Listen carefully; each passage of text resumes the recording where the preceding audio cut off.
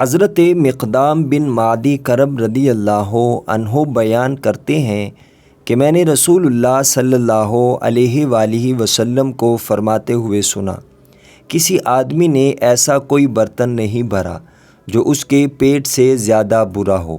انسان کے لیے چند لقمے ہی کافی ہیں جو اس کی کمر سیدھی رکھ سکیں۔ اگر زیادہ کھانا ضروری ہی ہو تو پھر پیٹ کا تہائی حصہ کھانے کے لیے، تہائی پانی کے لیے اور تہائی سانس کے لیے ہو۔ مشکوٰۃ المصابیح حدیث نمبر 5192۔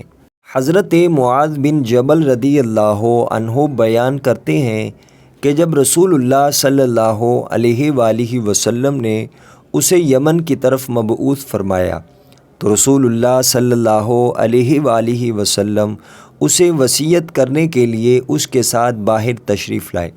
اس وقت معاذ رضی اللہ عنہ سوار تھے، جبکہ رسول اللہ صلی اللہ علیہ وآلہ وسلم اس کی سواری کے ساتھ ساتھ پیدل چل رہے تھے۔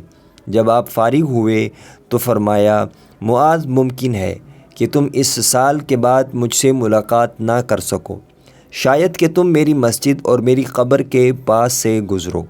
معاذ رضی اللہ عنہ رسول اللہ صلی اللہ علیہ وآلہ وسلم کی جدائی کی وجہ سے گھبرا کر رونے لگے۔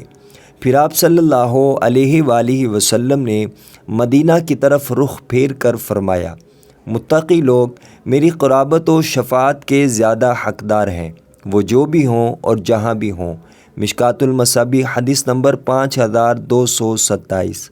حضرت خباب رضی اللہ عنہ رسول اللہ صلی اللہ علیہ وآلہ وسلم سے روایت کرتے ہیں، آپ صلی اللہ علیہ وآلہ وسلم نے فرمایا، مومن جو بھی خرچ کرتا ہے تو اس پر اسے اجر ملتا ہے، لیکن اس نے جو خرچ اس مٹی پر زائد از ضرورت کیا اس پر اسے اجر نہیں ملتا۔ مشکوٰۃ المصابیح حدیث نمبر 5182۔